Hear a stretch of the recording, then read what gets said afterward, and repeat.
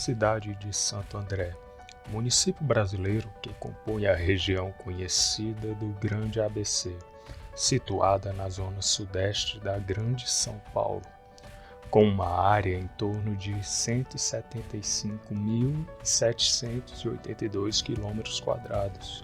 Sua população estimada em 2019 pelo IBGE de 718.773 pessoas, com uma densidade demográfica de 384 habitantes por quilômetro quadrado. Seu PIB concentra-se basicamente na produção industrial, com cerca de 25,8 bilhões de reais anuais. A torna a 27ª cidade mais rica do país. Porém, essas cidades de dimensões gigantescas produzem muitos resíduos, tanto sólidos como líquidos.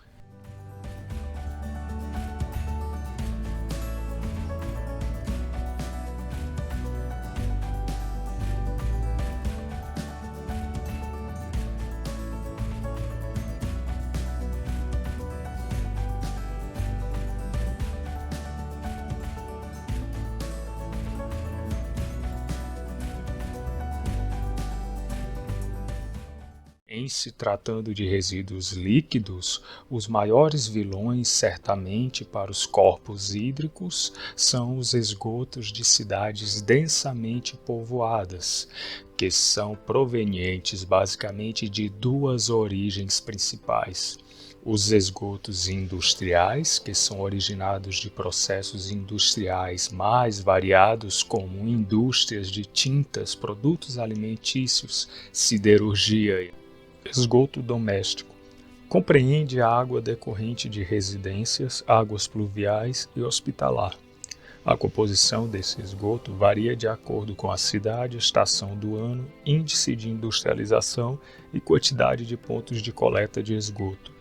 Porém, de forma geral, é composto por matéria orgânica dissolvida e mineral, materiais em suspensão, elevada quantidade de bactérias e outros micro-organismos patogênicos ou não. Porém, outros materiais são descartados indevidamente como lixo, produtos químicos como pesticidas, agrotóxicos e medicamentos. A SAESA, Sistema de Água, Esgoto e Saneamento Ambiental, é a empresa responsável pela coleta de esgoto não só da cidade de Santo André, mas também dos demais municípios que compõem o ABC paulista, através da Estação de Tratamento de Esgoto da região metropolitana de São Paulo, em funcionamento desde junho de 1998. Ela foi projetada para tratar uma vazão média de 3 metros cúbicos por segundo de esgoto, por processos de lodo ativado convencional, com 90% de eficiência de remoção de carga orgânica e de sólidos em suspensão. Juntamente à Sabesp, que opera 5 estações de tratamento de esgoto, tratando até 18 mil litros por segundo, compõe a estrutura básica de tratamento da região metropolitana de São Paulo, que conta ainda com a ETE de Barueri, com vazão média de 7.780 litros por segundo e produção de 1.010 toneladas dia de lodo úmido. A estação de Suzano, com 1.500 litros por segundo e produção de 105 toneladas por dia de lodo. Do Parque Novo Mundo, com vazão de 2.500 litros por segundo e 772 toneladas por dia. A estação de tratamento de São Miguel, com vazão de 1.500 litros por segundo de esgoto tratado e 256 toneladas por dia de lodo, compondo assim o complexo de tratamento de esgoto da região metropolitana de São Paulo.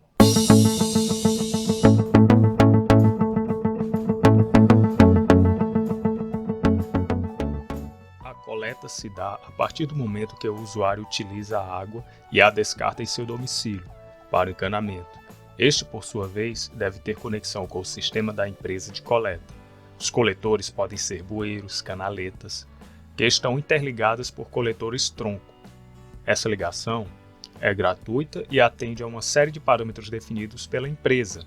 Daí, então, este efluente é direcionado à estação de tratamento de esgoto, que em São Paulo e na maioria das cidades do Brasil é feita por lodo ativado, que possui uma fase líquida e outra sólida.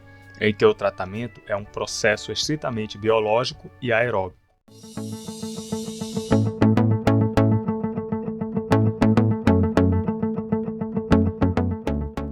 Onde passa por um sistema de grades para separar todo o resíduo sólido maior, composto por tampinhas de garrafa, plásticos, etc. Em seguida, passa por uma caixa de areia, onde a areia é removida.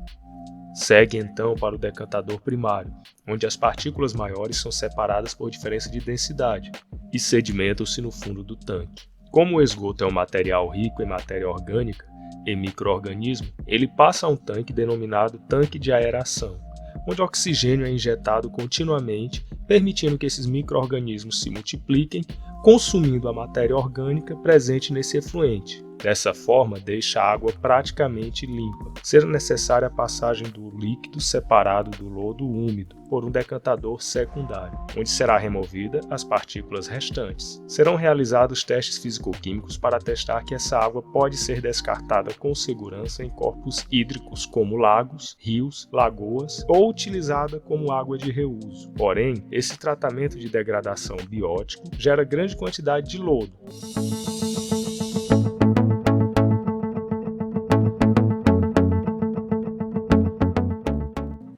O lodo, que ainda encontra-se na sua forma bruta, ainda tem elevado teor de umidade, da ordem de 98%.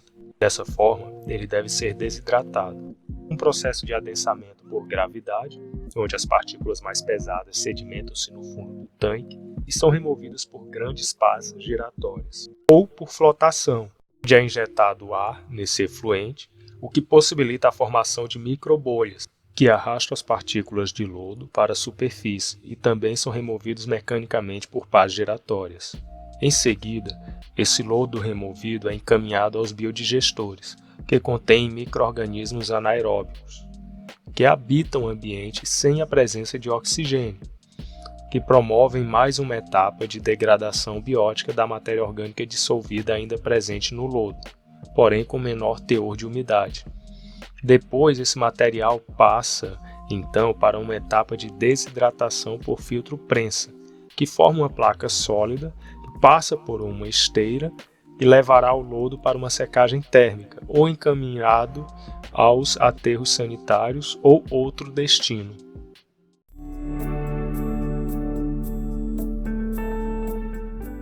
Devido ao crescimento urbano acelerado, principalmente no estado de São Paulo, onde se concentra a maior densidade de habitantes no perímetro urbano, a produção de lodo ativado também cresce exponencialmente. Apesar da produção em volume deste material compreender apenas 1 a 2% do volume de esgoto tratado, seu gerenciamento é bastante complexo e implica em elevados custos ao fim do processo. Alguns estudos apontam que o tratamento, transporte e destinação final desse lodo pode chegar até 60% do custo operacional de uma estação de tratamento. Em se tratando de disposição final, o lodo ativado pode ser encaminhado para os seguintes locais e aplicações: construção civil, geração de energia por biogás, reestruturação do solo degradado, fertilizantes agrícolas, aterro sanitário, incineração, sendo que o aterro sanitário e incineração são os destinos mais comuns atualmente. Em termos técnicos, econômicos e ambientais, a utilização do lodo na agricultura é a mais adequada atualmente, onde a principal forma de inertização térmica do lodo deve ser feita antes de aplicá-lo ao solo. Um biossólido com teor de sólido superior a 90% deve ser obtido após a secagem, assegurando assim a eliminação de organismos patogênicos, de modo a permitir sua aplicação direta no solo, sem maiores transtornos. Deve-se ter atenção, sobretudo, em materiais que podem estar presentes no lodo sólido, como metais pesados. Em suma, a forma correta de tratar e dispor esse resíduo está presente na Lei 12.305, de 2 de agosto de 2010, quando foi instituída a Política Nacional de Resíduos Sólidos.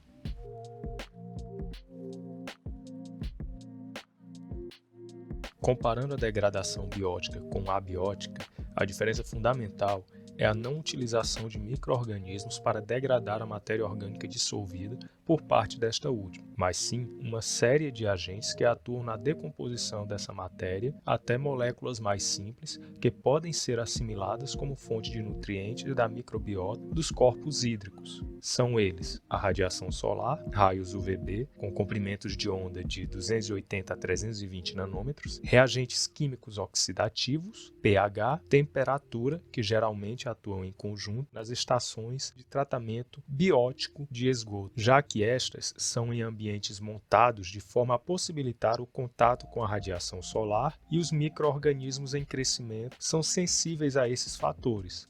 Neste contexto, a utilização apenas da radiação UVB, ou seja, radiação solar, como ativação de peróxido de hidrogênio no processo de decomposição de matéria orgânica dissolvida por processos avançados de oxidação, vem sendo bastante estudada.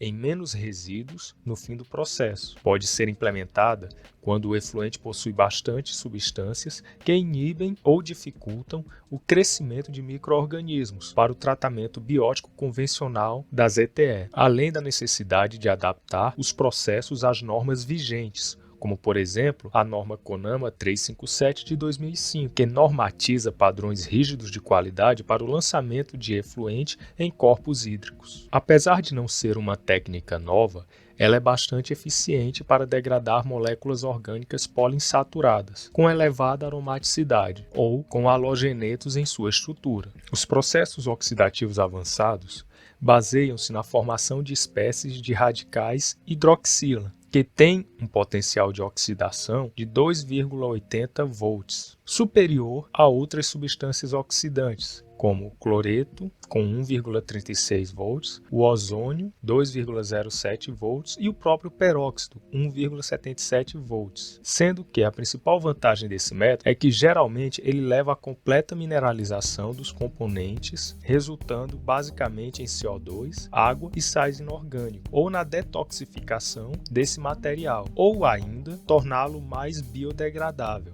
Dessa forma, a obtenção de radicais hidroxil desde o século XIX vem sendo obtida através de métodos denominados Fenton e posteriormente Photo-Fenton.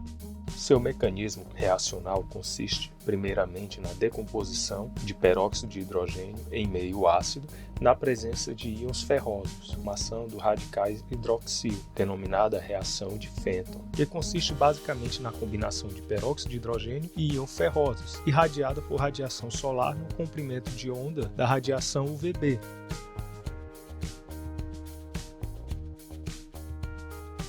Os íons férreos sofrem fotólise pela ação da radiação UV visível, reduzindo-se ao número de oxidação inicial, os quais reagem novamente com o peróxido, promovendo uma contínua fonte de radicais hidroxil.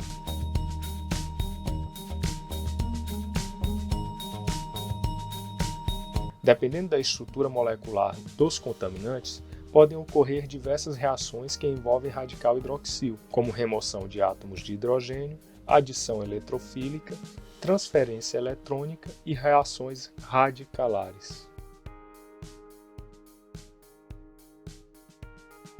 Como o nome sugere, se dá em moléculas orgânicas pela remoção de um átomo de hidrogênio.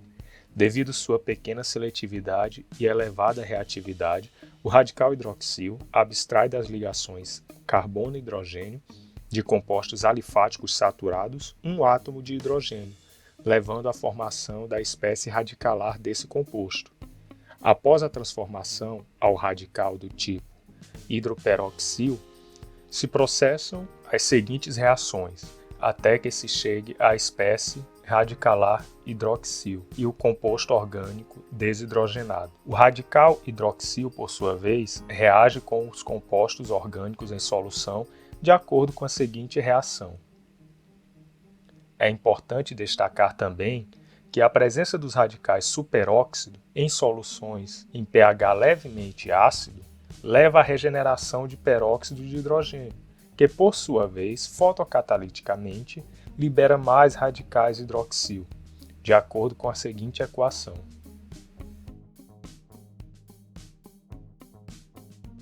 Adição eletrofílica.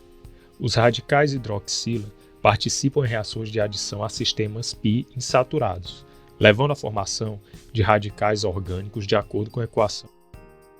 A adição eletrofílica é interessante particularmente pois seu mecanismo de ação permite explicar a rápida decloração de clorofenóis aromáticos, levando à formação de íons cloreto. Uma via possível poderia ser a adição eletrofílica do radical à ligação π, seguida por uma subsequente fragmentação do intermediário ciclohexaclorodienosdioico, como mostrado na equação.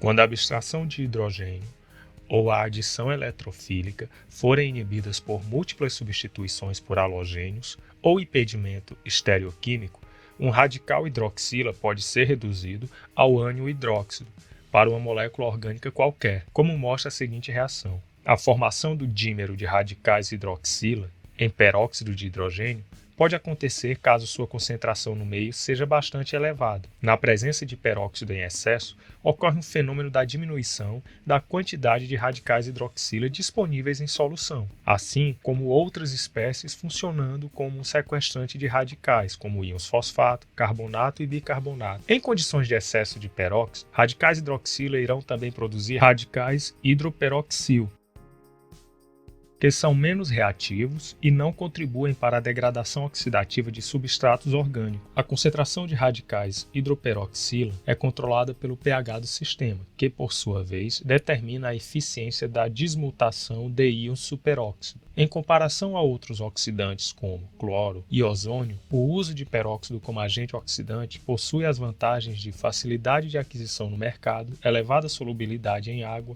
ausência de problemas relacionados à transferência de massa, já que sua decomposição pela luz e temperatura resulta em água e oxigênio, e não forma hidrocarbonetos halogenados, tampouco íons brometo.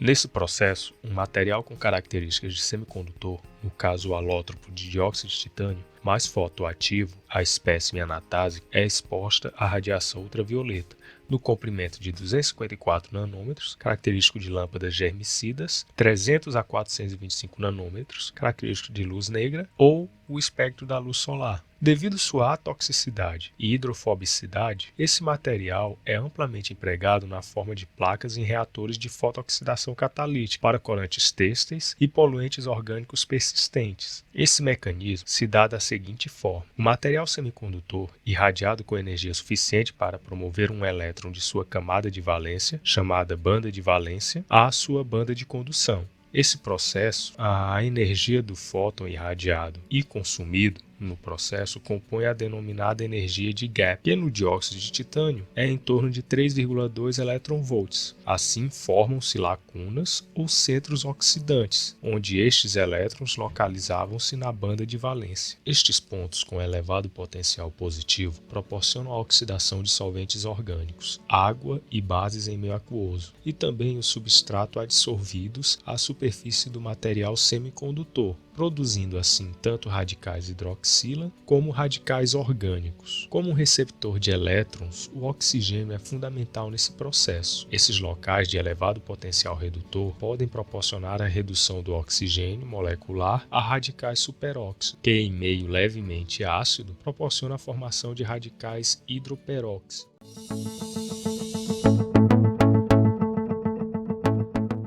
Entre as vantagens evidenciadas em estudos recentes sobre a ação degradativa de processos abióticos utilizando peróxido e radiação UV estão a diminuição da toxicidade do efluente, é um método comercialmente viável, não é seletiva, dessa forma pode ser utilizada para a maioria dos substratos orgânicos, não é evidenciado fenômenos de transferência de massa, como gases, por exemplo, oxidações térmicas subsequentes acontecem, mobilidade e instalação do aparato relativamente simples, desde que possibilite acesso à fonte de radiação suficientemente energética e constante. O peróxido se decompõe em água e oxigênio, não sendo então um reagente químico que cause impactos ao meio ambiente. E o mais importante, se utilizado de forma conjunta com sistemas de tratamento de esgoto para diminuir a quantidade de lodo ativado produzido em decorrência do excesso de matéria orgânica dissolvida no efluente, pode cortar custos no tratamento desse lodo e mitigar impactos com o seu descarte indevido na natureza.